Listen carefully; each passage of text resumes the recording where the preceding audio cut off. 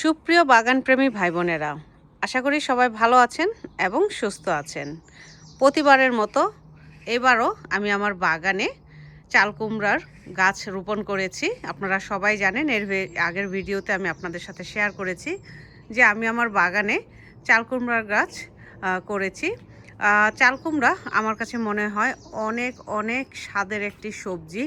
তো এই সবজিটা যদি আমি আমার বাগানে রোপণ না করি সামারে, তাহলে আমার কাছে মনে হয় যে আমি বড় ধরনের কোনো সবজির গাছ রোপণ করা থেকে হয়তো বিরত আছি। তো এই জন্য এবছরও আমি আমার বাগানে চাল কুমড়ার গাছ দিয়েছি।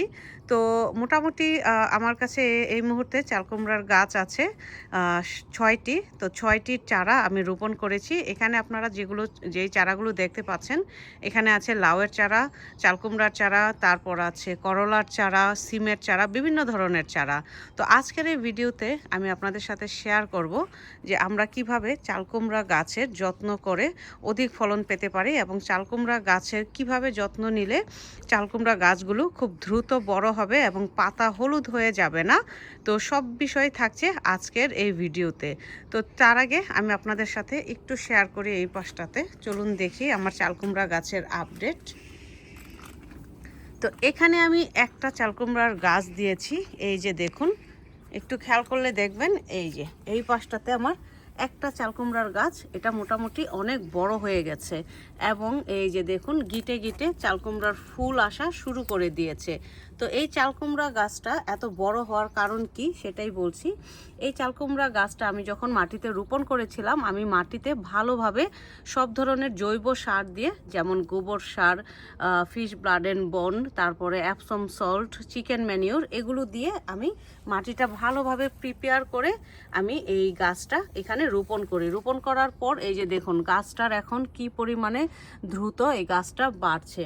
তো এখন যেটা করতে হবে, যখনই দেখবেন গাছটা অ্যাটলিস্ট আপনার 3 ফুটের মতো হয়ে গেছে, তখন আপনাকে যেটা করতে হবে, নিচের দিকের যে পাতাগুলো আছে সেই পাতাগুলোকে ছেটে দিতে হবে। নিচের দিকের পাতা চাল কুমড়া গাছে রাখা যাবে না, কারণ হচ্ছে নিচের দিকের পাতা রাখলে পাতা সব পুষ্টি গুণাগুণ খেয়ে নেবে, কিন্তু উপরের দিকে আর ভালোভাবে কোনো পুষ্টি গুণাগুণ গাছটা পাবে না। তো সেই জন্য এই যে দেখুন আমি চাল কুমড়া গাছের পাতাগুলোকে যেটা করলাম, ছেটে দিলাম। তো এই গাছটা আছে আমার বাইরে। এখন চলুন একটু দেখাই আমার কাছে। এখানে তো একটা চাল কুমড়া গাছ আপনারা দেখতে পেলেন, এখন আমি আপনাদের সাথে শেয়ার করব। সরাসরি আমি আপনাদেরকে দেখাচ্ছি। এখন আপনাদের সাথে আমি যেটা শেয়ার করব, আমার যে চাল কুমড়ার গাছ বাকিগুলো সেগুলো আমি রেখেছি এই যে আপাতত আমার ঘরের ভিতরে। তো আমি যেটা করব, এই যে আজকে এগুলোকে আমি বাইরে নিয়ে যাব। আমি এখানে রাখার কারণ হচ্ছে কয়েকটা দিন খুব বেশি বেশি বৃষ্টি হচ্ছিল আর হচ্ছে প্রচুর ঠান্ডা পড়েছিল। তো ঠান্ডায় যেন চাল কুমড়া গাছগুলো নষ্ট না হয়ে যায়, সেজন্য আমি গাছগুলোকে আমার ঘরের ভিতরে নিয়ে আসি। প্রচুর ঠান্ডা পেলে কিন্তু চাল কুমড়ার গাছ নষ্ট হয়ে যায়। চাল কুমড়ার গাছের জন্য অনেক তাপ দরকার, আর তাপ পেলেই কিন্তু চাল কুমড়ার গাছগুলো কি হয়, সুন্দরভাবে বড় হয় এবং ফসল দেয়া শুরু করে।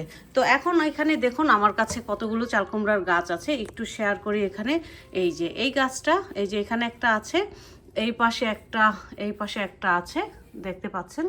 এখানে একটা আছে 3টা, এই পাশে একটা আছে 4টা, এই পাশে একটা আছে 5টা, আর বাইরে একটা দেখলেন 6টা। তো 6টা চাল কুমড়ার গাছ এই বছর আমার কাছে আছে। তো যত্নটা খুবই খুবই খুবই সিম্পল। আমি আপনাদেরকে খুব সহজ করে বলবো, চাল কুমড়া গাছের জন্য যে যত্নটা, সেটা হচ্ছে গাছ যখনই দেখবেন অনেকটা বড় হয়ে গেছে, মাচা ছুঁই ছুঁই করছে, সেই অবস্থায় আপনাদেরকে নিচের দিকের সব পাতার টাতা ছেটে দিতে হবে। অলরেডি দেখুন আমি এটার নিচের দিকের পাতাগুলো কিন্তু এই যে ছেটে দিয়েছি। অলরেডি আমার এই গাছের পাতা ছাটা হয়ে গেছে। তো এখন যেটা করতে হবে, এটাকে একটু এক্সট্রা বাড়তি খাবার দিতে হবে দ্রুত ফুল আনার জন্য, ফলন আনার জন্য। আর হচ্ছে দ্রুত ফুল এবং ফল আনার জন্য যে খাবারটা আমি ব্যবহার করছি এই মুহূর্তে, সেটা হচ্ছে এই যে দেখুন টমেটো ফিড। টমেটো ফিডটা আমি আমার চাল কুমড়া গাছে ব্যবহার করছি, আর অন্য কিছুই আমি চাল কুমড়া গাছে দিচ্ছি না। সত্যি কথা বলতে আমার কাছে মনে হয় এই টমেটো ফিডটা দিলেই আপনার গাছে এখন দ্রুত ফুল চলে আসবে। আর যখন ফুল চলে আসবে সে অবস্থায় আপনাকে যেটা করতে হবে, ফুলগুলোকে দেখতে হবে স্ত্রী ফুল না পুরুষ ফুল। যখন দেখবেন স্ত্রী ফুল এবং পুরুষ ফুল উভয়ই ফুটেছে, আপনাদেরকে সেটা পরাগায়ন করিয়ে দিতে হবে। আর একটা কথা বলি, পাতা অনেক সময় হলুদ হয়ে যায়। পাতা হলুদ হয়ে যাওয়ার একটাই কারণ, সেটা হচ্ছে যে আপনাকে আপনার মাটিতে পর্যাপ্ত পরিমাণে ম্যাগনেসিয়াম নেই, ম্যাগনেসিয়ামের অভাবে গাছের, সেই জন্য আপনার এই পাতাগুলো হলুদ হয়ে যায়, ঠিকমতো নাইট্রোজেন পাচ্ছে না, সেই জন্য পাতাগুলো হলুদ হয়ে যায়। আপনাকে কি করতে হবে, অ্যাপসম সল্টটা ব্যবহার করতে হবে। অ্যাপসম সল্ট খুব ভালো একটা সল্ট।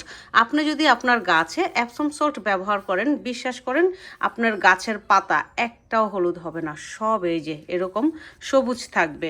আমি আমার প্রত্যেকটা গাছে অ্যাপসম সল্ট ব্যবহার করে থাকি। আমার কাছে মনে হয় এই সারটা এত ভালো একটা সার, যে রুটগুলোকে স্ট্রং করতে প্লাস হচ্ছে আপনার পাতাগুলোকে সবুজ রাখতে কোনো জুড়ি নেই। আপনি দেখুন আমার এই চালকুমড়া গাছগুলো দেখে কি মনে হচ্ছে, কতটা হেলদি মনে হচ্ছে।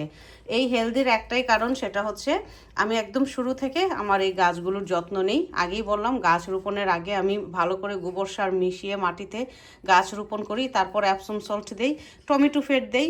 এইভাবে আপনারা যত্ন করবেন, নিচের পাতাগুলোকে ছেটে দেবেন, দেখবেন গাছ আপনাকে নিরাশ করবে না, ফুলে ফসলে আপনাকে খুশি করে রাখবে। আপনি বাগান করেন খুশি হয়ে। আপনি যদি গাছকে ভালোবাসেন, গাছ সেটা বুঝবে এবং গাছও আপনাকে কি করবে, ফুল ফসল দিয়ে আপনাকে আপনার ভালোবাসার প্রতিদান দেবে এবং আপনাকে দেখবেন যে খুশি করে রাখবে। তো বন্ধুরা, এই ছিল চালকুমড়ার গাছ নিয়ে ছোট্ট একটা ভিডিও। তো দেখতেই পেলেন এবছর আমার চালকুমড়া গাছের আপডেট, পরে আরও শেয়ার করব আপনাদের সাথে যখন ফসল আসা শুরু হবে। তো আজকের মতো এখানেই রাখছি। সবাই ভালো থাকবেন, সুস্থ থাকবেন, ধন্যবাদ।